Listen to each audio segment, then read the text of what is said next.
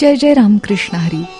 श्री ज्ञानेश्वर माऊली कृत हरिपाठ चिंतन मालिकेच्या पुढच्या अभंगामध्ये जाणीव नेणीव भगवंती नाही, हरी उच्चारणी पाही मोक्ष सदा. नारायण हरी उच्चार नामाचा, तेथे कळीकाळाचा रीघ नाही.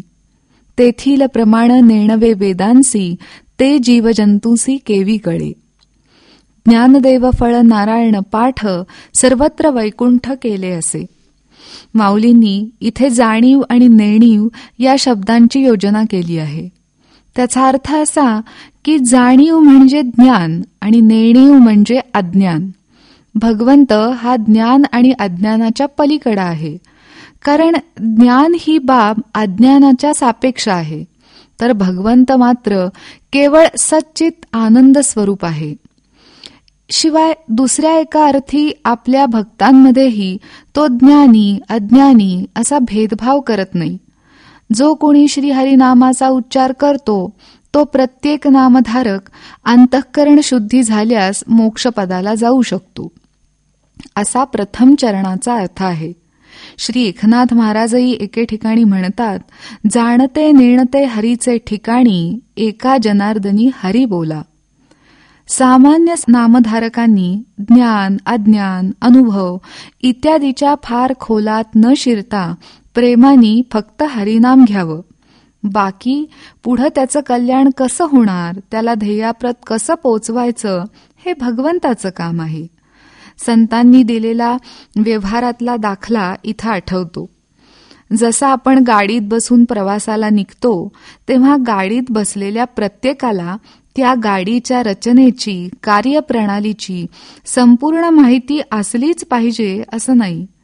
हे ज्ञान नसूनही केवळ गाडीत बसून राहिल्याने इच्छित ठिकाणी पोहोचता येतं. तद्वत केवळ हरिनामाचा सातत्याने केलेला पाठपुरावा मोक्षापर्यंत घेऊन जातो. सध्याचा काळ कलियुगाचा असल्यामुळं पापवासना पापकर्म याचा प्रभाव मोठ्या प्रमाणावर दिसत असला तरी जो हरिनामाचा अखंड पाठ करतो त्यावर कलीचा दुष्प्रभाव पडू शकत नाही. असं हे हरिनाम घेण्याचा सर्वांना समान अधिकार आहे. पुढच्या चरणात माऊली नामाचा महिमा गाताना म्हणतात की जिथे वेदांनीही नेती नेती म्हणून भगवंताच्या नामाचा महिमा संपूर्ण जाणण्यास वर्णन करण्यास असमर्थता दर्शवली, तिथे सामान्य माणसाला तो पूर्णपणे कसा कळणार. ईश्वराच्या स्वरूपाचा कोणालाही पूर्णतः वेध घेता आला नाही हे सांगताना श्री एकनाथ महाराज म्हणाले, पूर्ण भक्तीचे निरूपण सांगता वेदा पडले मौन, सहस्त्रमुखाची जिव्हा पूर्ण थकुनी जाण थोटावे. पुढे अंतिम चरणात मागच्याच अभंगांप्रमाणे माऊली स्वानुभव सांगतात की या सततच्या नारायण नारायण नामस्मरणामुळं या भूतलावरच मला वैकुंठाची अनुभूती येते.